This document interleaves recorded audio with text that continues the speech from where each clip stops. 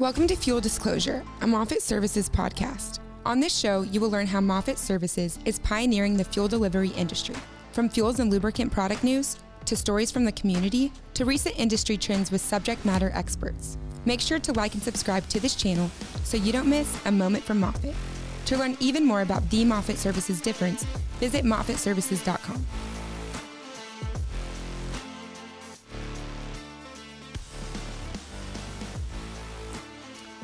Hi, and welcome back to another episode of Fuel Disclosure. My name is Landry, and I am the marketing advisor here at Moffitt Services. Today, I am honored to have our guest, Mr. Fred Whitfield. He is a Moffitt team member and professional cowboy who specialized in tie-down roping. Fred is an 8-time Professional Rodeo Cowboys Association world champion who has also had 4 national finals rodeo aggregate titles. 7 of those titles were World Tie-Down Roping Championships, and 1 was World All-Around Cowboy Championship.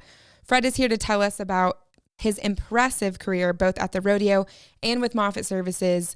Welcome, Fred. I'm so glad that you could be on the show today. It's an honor to have you. Thank you. Thanks for having me. Excited to be here. Yes, me too. And to get to talk to you a little more. I always tell everyone who comes on the show, I learn so much just by having them sit down. I'm like, oh my gosh, I can't believe I didn't know that. And we work together, or we've talked to each other multiple times. So I'm super excited.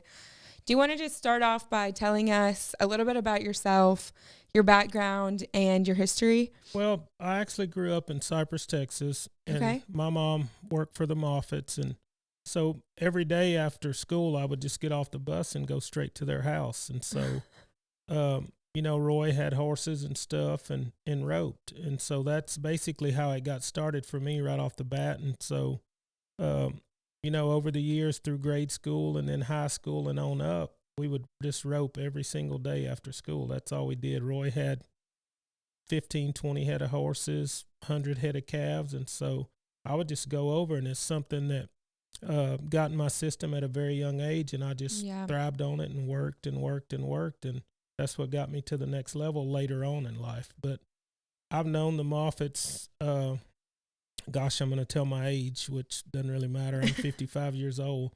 And so I've been around the Moffitt family for 45 plus years. So a family aspect of it too. I mean, y'all grew up together. We really did. We grew up together. That's awesome. Yeah. And I know I learn a little bit about, I learn more about you every time someone brings you up, but I'm like, oh my gosh, Roy will tell me a story or Rusty will tell me a story. And I'm like, what? That's so cool. And didn't you lived right across the street from each other? I did. We lived right across the street. And so, it was a stone's throw, and I could be at home doing something, and I could look across there and the lights be on in the arena at night, and I'd slip away over there, and I was just roping or riding my Shetland ponies. Me and my brother had Shetlands as a kid, and we'd take them over there every night, and we'd rope and run up and down the arena and stuff. And so in my wildest dreams, I never thought that it would lead me to, be an 8-time world champion, but thank God it did. And Joanne Moffitt and my mom were real instrumental in that process. Yeah, that's awesome. And what an accomplishment. 8-time world champion. Has anyone ever won that many titles before? Oh, yeah, there's a couple of guys, but event specific, I think there's only a few that have won that many titles. Trevor Brazil's won 27, but that's through, I think, 4 events. And so for me, the process started as a kid. And what's really unique about my story, in my opinion, is never come from a rodeo background, none of that stuff. And just got around Roy at a young age and was able to take it to. And a raw talent. To an 8-time world champion, which is unheard of, somebody that's not born into the sport, and to be able to go as far as I did. But the thing for me, my parents were divorced at a young age. And so my mom was a single mom. I come from a lot of aspects in today's world where you're not supposed to succeed, but with the help of the Moffitts and, the love of his mother and him and my mom, we made it happen. Yeah. And you talk a lot about that, or you can learn about that in your book, Gold Buckles Don't Lie. I do. We actually published that in 2013, and I had a lady come to me, and I think it was around 2010, 2011, something like that. So that process took us about 3 years, and we got to interview a lot of people that have since passed on. Joanne, she did a lot in the book, and we got to go and interview her. We spent about a year and a half, I think, just traveling around interviewing people, and she actually come and stayed with us and spent some time and tried to do it the right way. Yeah. And it's excellent. I've read some of it, and it's just great. And it's just crazy how it all started and then where it ended, right? Like your story, it's just. Oh yeah. And the thing is like, a guy will go through life. Like I can remember just like yesterday when I was 21 years old, and that much time has gone by so quick. And to just document things throughout your life, your childhood, then on up and through high school and then into amateur rodeos and stuff. And so I kind of hit a little bit of a stumbling block there along the way. Roy quit rodeoing in, I think, 1981, 82. And I thought, oh boy, I'm going to have to do all this on my own. And so he actually had to go to work. His mom fell one Christmas and broke both wrists.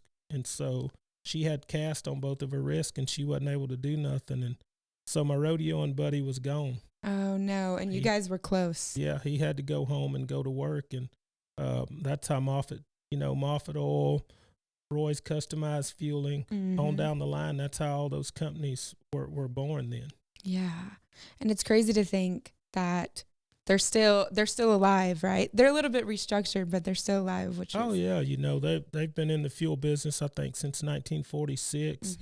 That's and right. Now that my rodeo career is over, for me to be back at the company working and doing stuff, and it's a blessing in disguise, really, because throughout my rodeo career, I was just focused on winning world championships. And Roy and I, we talked a little bit about it and, never really thought about it until all of a sudden, I think 2019 was my last year. I started trying to slow down rodeoing in 14, 15, 16, 17. I didn't go much. 18, I didn't rodeo very much. And then 19 was the last year I roped at the Houston Livestock Show and Rodeo. And, I knew it was time to call it a career because, we get older, you start missing steps here and there, and competing against kids half your age, it's a struggle. Yeah.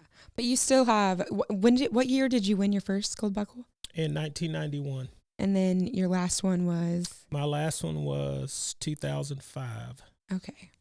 Yeah. So that's a lot of years that you were the champion. I rodeoed for almost 32 years. Yeah, that's crazy. And you're still helping today? Oh, yeah. I have clinics and stuff. I actually went to La Pan this past weekend and roped with 4 girls in the breakaway. And I've got a place out in Montgomery now, too.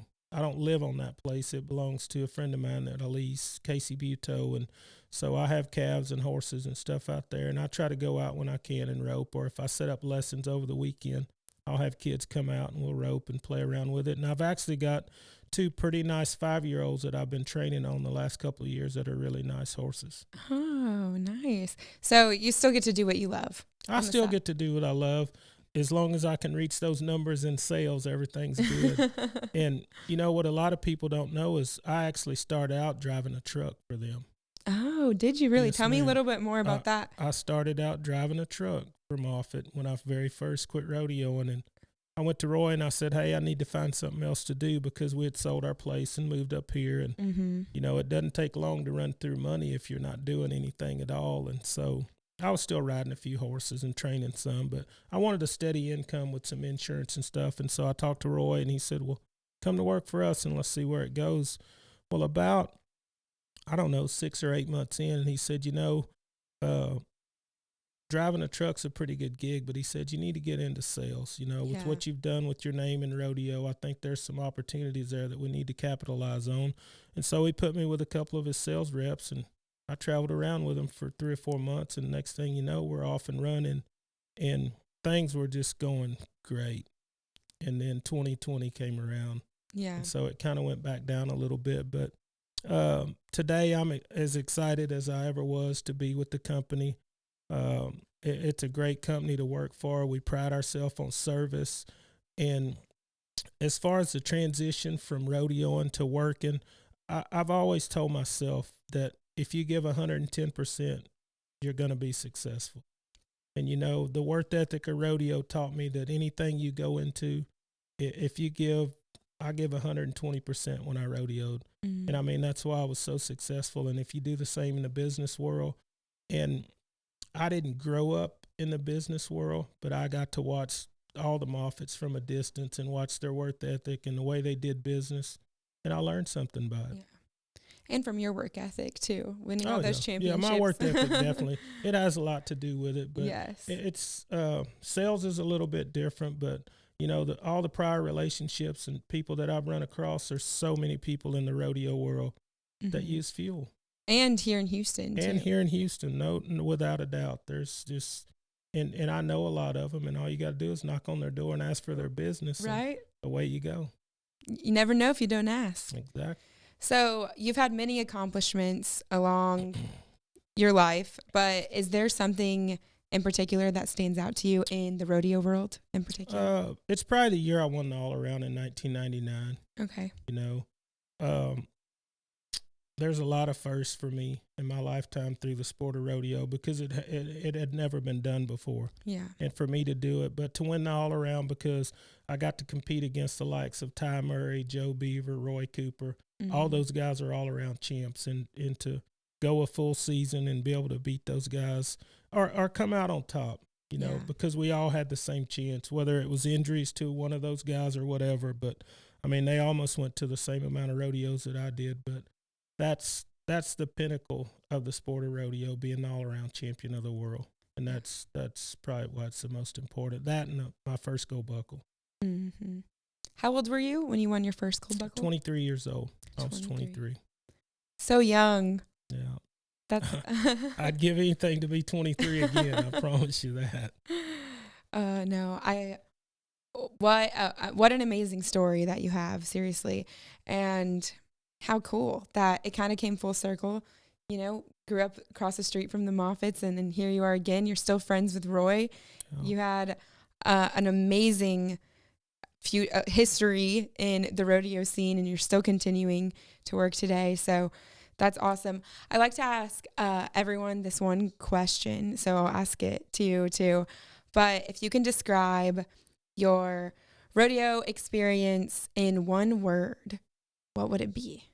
My rodeo experience in one word. Unbelievable. Yeah.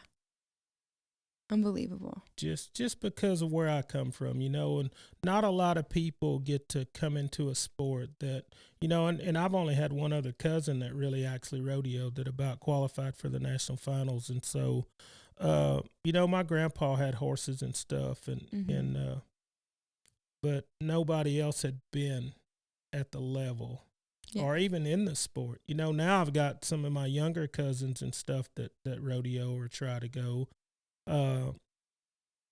Like I said, to come from a broken home and all that bad stuff that happened as a young kid, and to be an 8-time world champion, I mean, it's really unbelievable now that I look back on it. Yeah. And if you could offer one piece of advice, what would that be?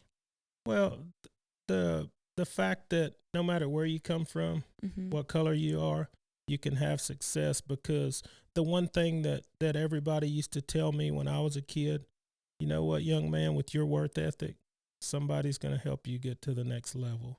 We see how bad you want it in your eyes, and if you'll just continue to work like that, somebody's going to provide a way. Yeah. And that's basically what happened to me. That's so powerful, too. Thank you for sharing.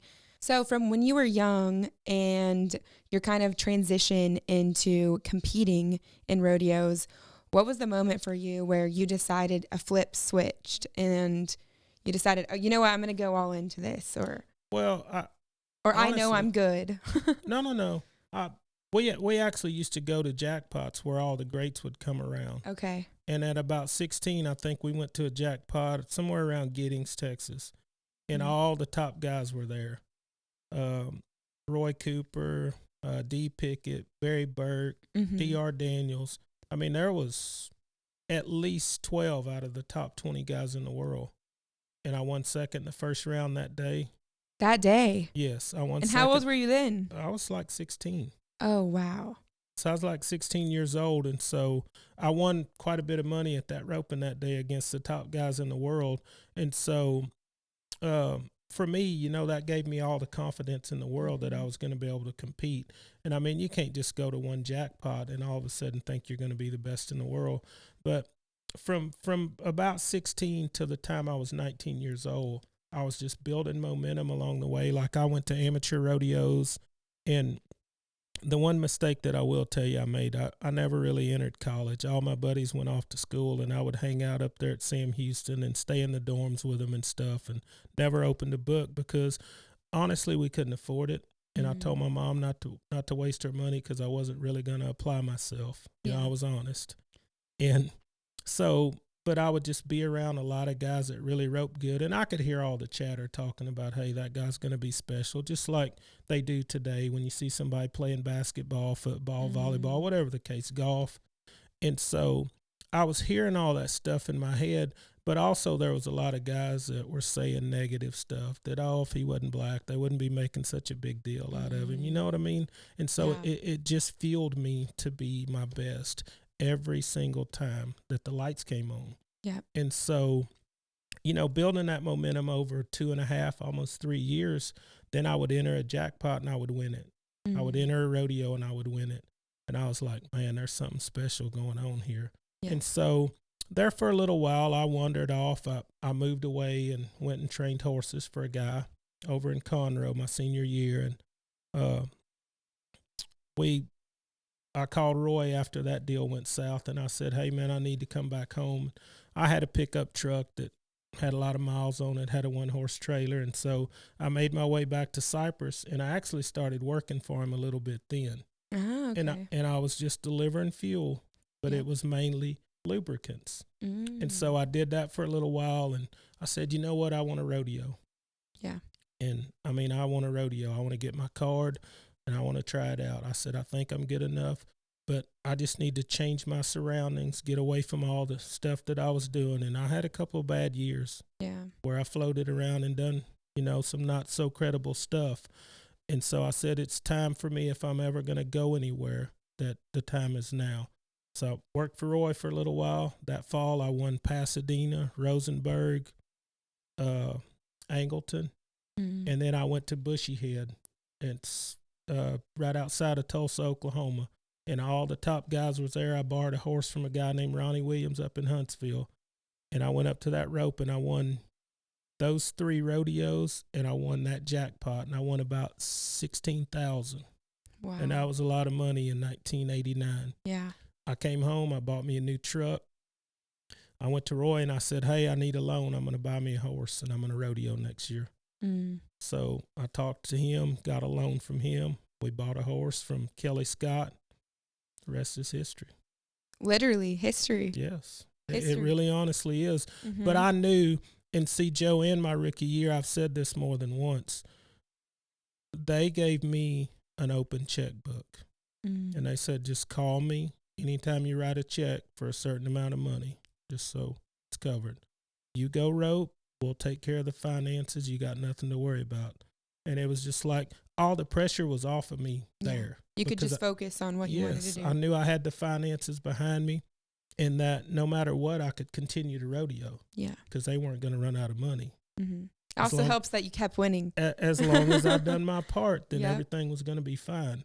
And, I mean, that's the real reason, you know, because, I mean, could I afford to do it on my own? Maybe, maybe not. We'll never know. Yeah. Yeah. But it also helps that you had a support system. Oh, yeah. Too. No doubt. Not, I mean, wholeheartedly. I mean, that's the real reason. And, you know, after I think my second year in, I won the world, won like 81,000 at the NFR that year, paid my debts off, and away we go. Away you go. Yeah. Do you get a certain feeling like when you enter the arena and you're like, what are you thinking about? Can you even hear the crowd?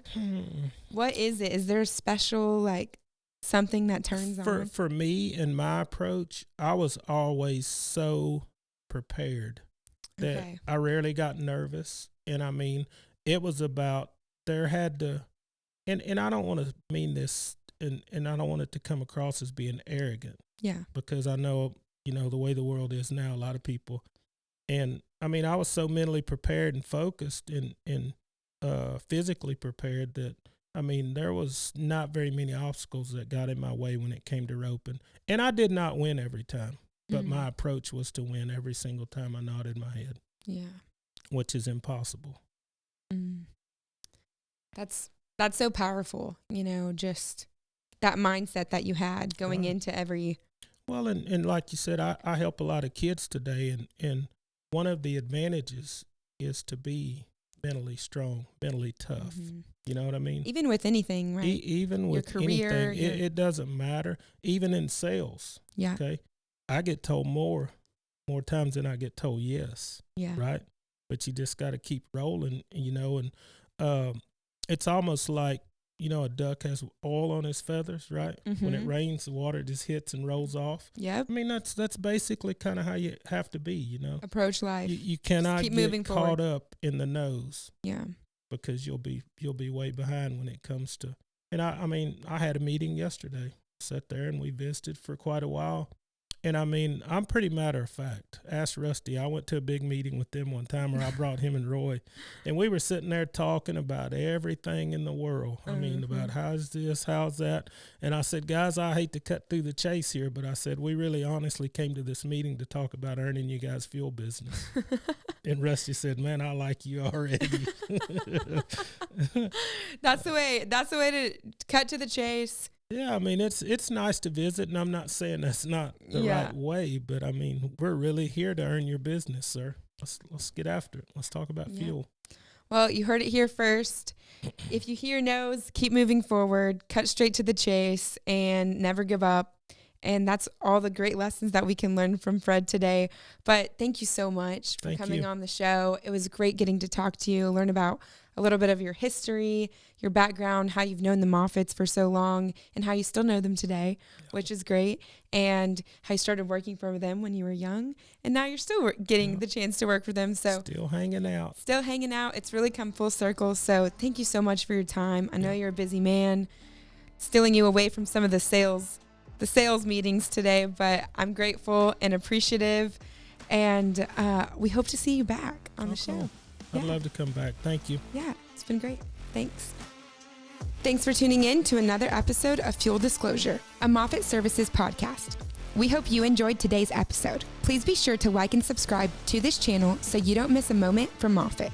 And if you're ready to take your business to the next level with a team that delivers industry-leading service and no downtime, visit us at moffatservices.com.